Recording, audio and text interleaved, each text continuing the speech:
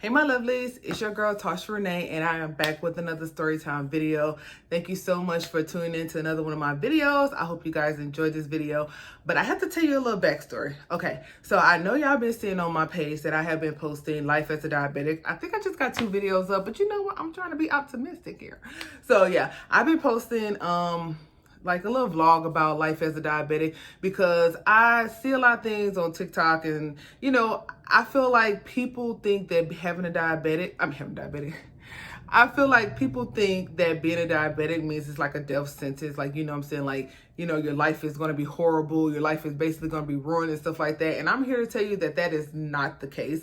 Like being a diabetic, yes, you have to eat right and exercise and, you know, take care of yourself. But I feel like everyone has to do that. I feel like not just being a diabetic, you have to do all these things or change your eating habits. I feel like when you reach a certain age in life, you have to change your eating habits and change your diet and work out and just live a more healthier life. So just because you were diagnosed with having type 2 diabetes, that does not mean that, oh, your life is over because you got to eat a fucking salad instead of a burger. You know what I'm saying? It just means that you just gotta change and adapt. That's pretty much all you have to do. So I started the documentary because I just want to show people that, you know, you still can live like a regular life, because I'm just a regular old person from Texas. You know, I just live my day-to-day life. I don't do anything extraordinary. You know, I just try to be consistent and I just try to be vulnerable and I just try to give you guys the information as it comes to me as well. And, you know, and if I don't know, I hope you guys will reach out and be like, hey, Tasha, that ain't what it is. You know what I'm saying? You might need to, you know, redo that or whatever. But yeah, so I wanted to come on here to actually tell you guys a story time on how I found out that I was type 2 diabetic. Because I feel like I'm putting out a vlog on life as a diabetic and y'all don't even know, Tasha, how did you find out that you were one? So that is what I'm here to do today. But before we get started on this video, please go ahead and thumbs this video up, subscribe, like, share, leave me a comment. You guys can connect with me or you can follow me on any of my social media and DM me. I'm gonna have my social media links down in the description box. So without further ado, let's go ahead and get into this story time. So this story time won't be that long. It's probably gonna be a very short video, but I still feel like this is a part of my journey and I'm trying to be as vulnerable as I can be with you guys. So I feel like I can't pick and choose what I want to put out there to y'all. Well, I can, but to a certain extent, you know what I'm saying?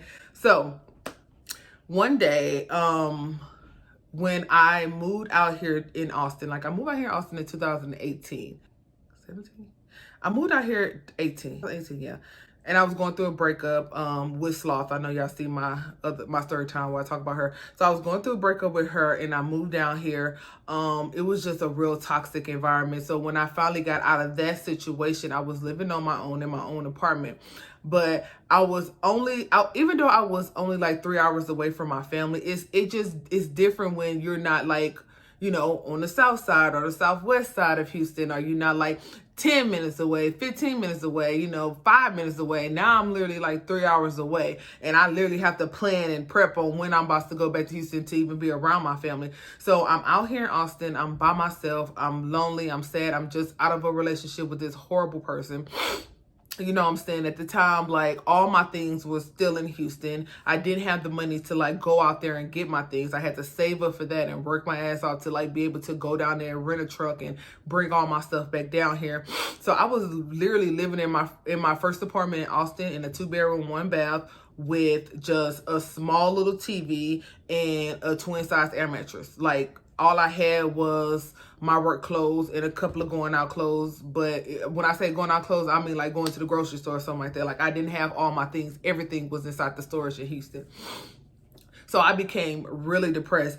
I was real sad. I was real lonely. You know, I felt like my world was being turned upside down. And I guess how I was feeling, my body was feeling it too. So it'll go on for days where like I wasn't eating or I wasn't drinking, you know what I'm saying? Or if I was eating or if I was drinking, I would go get McDonald's or I'll get Little Caesar's pizza, or I'll get Jack in the Box, or I'll get Whataburger. I wasn't eating right. I was eating fast food constantly. And then on top of that, I ended up getting a second job. And, I was literally out and about for hours. Like it was a point of time where I was actually sleeping in my SUV that I had because I just could not stand the silence in my apartment. Like it was bad. Okay. It was bad, you guys. It was really, really bad. So through all that, like I'm eating bad, and I noticed that I was like gaining weight, but I'm depressed. I'm sad. You know what I'm saying? I don't have nobody out here to turn to.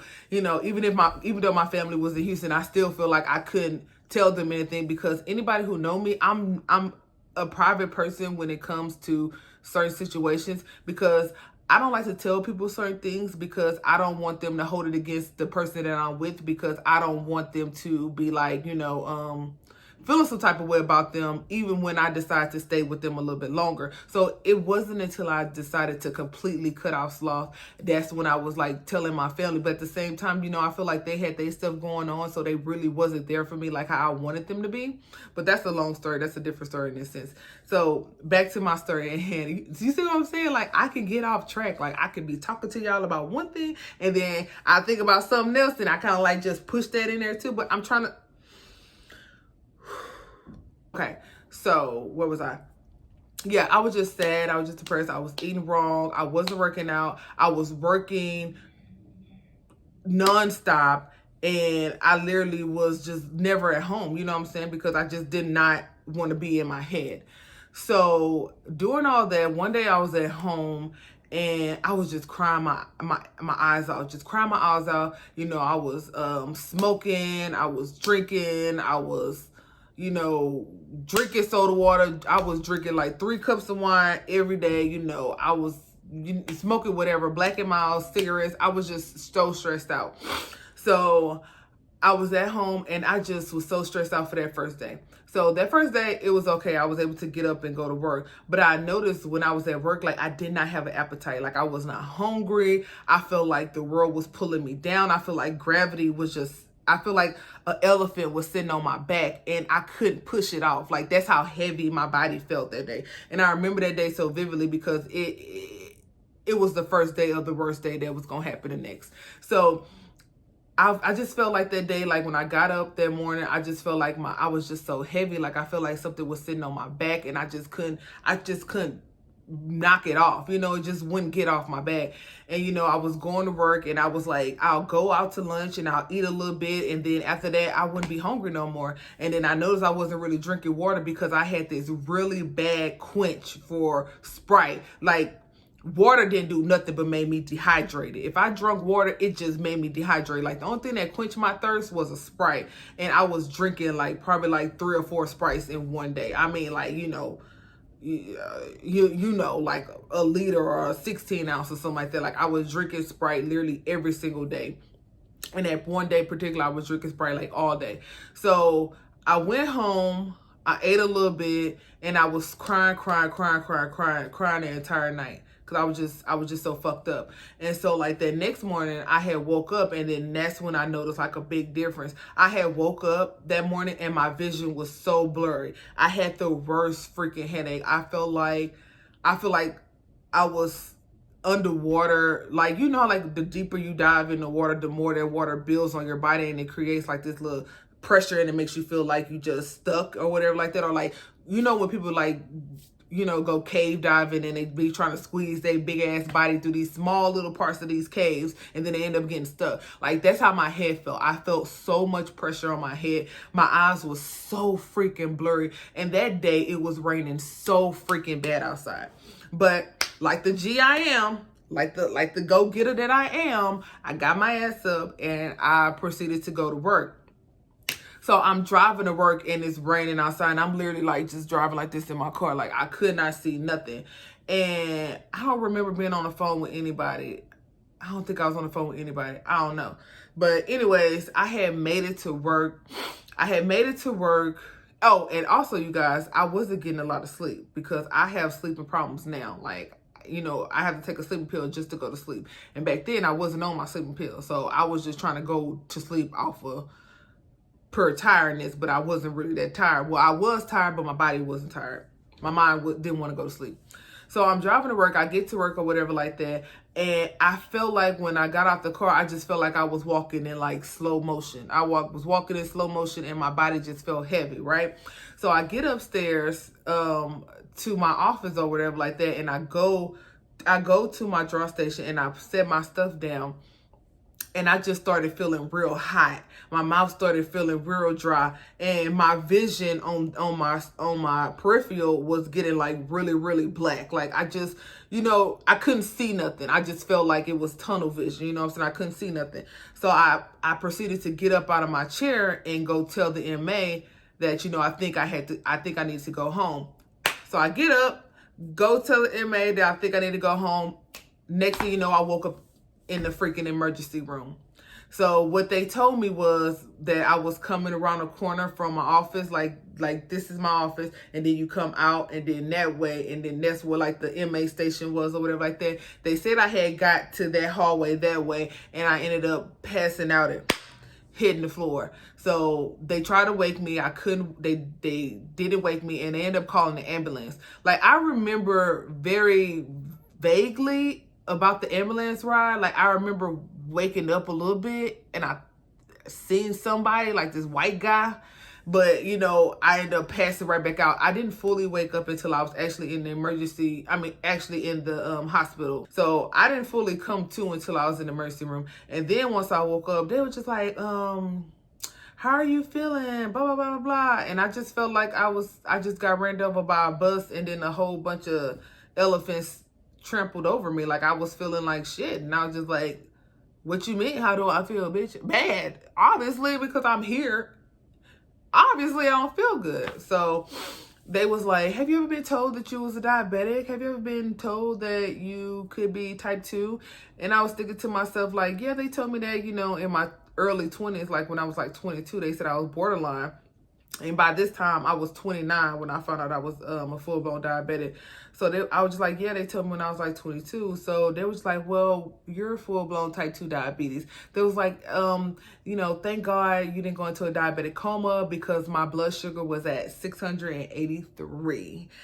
Hence, that's why my vision was blurry. That's why I was drinking so much Sprite, because I was very, very, very dehydrated and I was not eating right. So put that all together, that means that you about to pass out, ho. And that's what I did. I passed out. They were just like, yeah, we're going to start you off with insulin. We're going to give you some medicine for your nausea. And then they was giving me medicine also for my headache, because I did wake up with like this pounding sensation in my headache. I felt like somebody would just all in my head. So yeah, so I ended up staying in the hospital for like 2 days until they was able to lower my blood sugar down. And then they put me on this medication called metformin. So I got on the medication I got on metformin. I stayed on there for a little while, but I still was I was still experiencing really bad dehydration, like really, really bad dehydration. And then it was just like the metformin, my blood sugar was still going just up and down, up and down. So they ended up starting me off of 500 milligrams. That didn't work. So they switched me to 1,000 milligrams. That didn't work. So I had to take 2,000 milligrams a day. So one pill in the morning and one pill in the afternoon. And that still didn't work. So that's when it was just like, well, we have to start you off on insulin. And that's how I started taking insulin. And I ended up getting off of insulin after a year, but I still wasn't eating right. I still wasn't working out, because I couldn't wrap my brain around me being a full-blown diabetic. Like it just was impossible for me to understand, like, Tasha, you have type 2 diabetes. You need to change your eating habits. I just thought that they was lying to me and this was just going to go away. You know what I'm saying? But it didn't go away. That shit stayed. Yeah, so they put me back on insulin because my blood sugar again went back up to 683, and I had to go get sent to the emergency room. But at that time, I didn't pass out. I knew something was wrong because I just felt like I was in a matrix. Like everything was slow motion. I feel like I was walking fast, but my body was just like, and I feel like I was heavy. I feel like every step was like boom, boom, boom. Like my body was just super duper heavy. So I went back to the doctor's office and they told me that my blood sugar was high again. So she started me back on insulin. and I have been on insulin ever since, and I have been on metformin ever since. But I am much better, you guys, because you know what I do now? I'm finally wrapping my head around, after 5 years being a type 2 diabetic, I have finally wrapped my head around that I am a type 2 diabetic, but that does not mean that I cannot get rid of my diabetes. There are still hope for me. There is still a chance for me. And that is why I'm taking Ozempics, because I am about to give myself a fighting chance. I never gave myself a fighting chance the whole 5 years that I've been a type 2 diabetic, but I don't know. It's just something about right now. Like, I really want to give myself a fighting chance. So that's what I'm going to do. Like, I've been working out. I've been eating right. I didn't cut back. I don't drink anymore. I don't drink soda water. I don't drink juice. I just mostly drink water, or that's it. If I do have a glass of wine, it'd probably be like on a birthday. On a birthday or something like that. But I am not a big drinker. Or if we go out, you know, like on date night or something like that. Like, I'll treat myself to like a drink or something. But I don't drink as often as I used to be. And I'm in a much better headspace, you guys. So I realized that when I found out I was a diabetic, I was already in a very depressed state.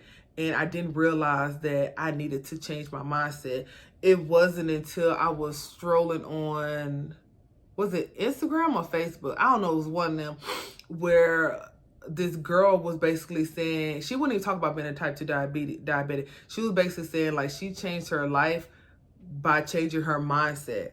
And once I wrapped my brain around me being a full-blown diabetic, and type 2 diabetic, and that this wasn't going away unless I make it go away, unless I take the steps to push it out of my life, that, you know, I'm going to be stuck with this. So once I changed my mindset and realized that, Tasha, this is your journey. This is something that you're going through. This is something that's happening right now, presently in your life. And you can either ignore it or you can fight and get away from it. Like, you can't just sweep shit underneath the rug thinking that it's gonna go away. No, everything in life you're gonna have to work hard for, you're gonna fight for it, and you're gonna have to just try to overcome it. Like, and that's what I'm doing right now. Like, I feel like back in the day I wasn't trying to fight for my life, but today, the Tasha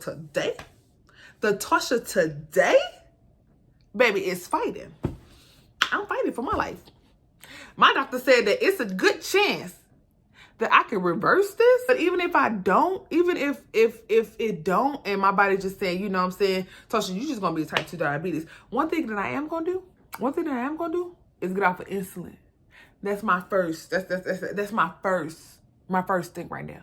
I'm about to get off insulin. And then slowly I'm about to get off metformin. Baby, y'all gonna be seeing these documentaries. Y'all gonna be seeing these vlogs as life as a diabetic, because I am going to take you guys on this journey. I want to inspire you guys that if you are a type 2 diabetic, that it can be reversed. And even if it don't be reversed, baby, you can live a healthy life as a type 2 diabetic. That's it. Because we all got to live a healthy life, no matter what. Even if you have diabetes, and if you don't, you still gotta live a healthy life. But yeah, so hopefully my journey inspires some of you guys, and hopefully we can do this thing together. I would love the support from you guys. Even if you're not even a type 2 diabetic, even if you're just starting off your healthy journey and you just want somebody to chit chat and talk to about it, hell, DM me. Leave me a little comment. When I see the comment, I will reply. But yeah, so that is it. Thank you guys so much for listening to me rant and tell a story time about how I became a diabetic, or how I found out I had diabetes. I hope you guys stay safe. I hope you guys stay blessed. And I hope you guys come on back here for my next video, because your girl's going to be consistent. I'm saying this every video, that I'm going to be consistent, because that is what I'm going to do. Period, ho. Y'all have a good night. Bye.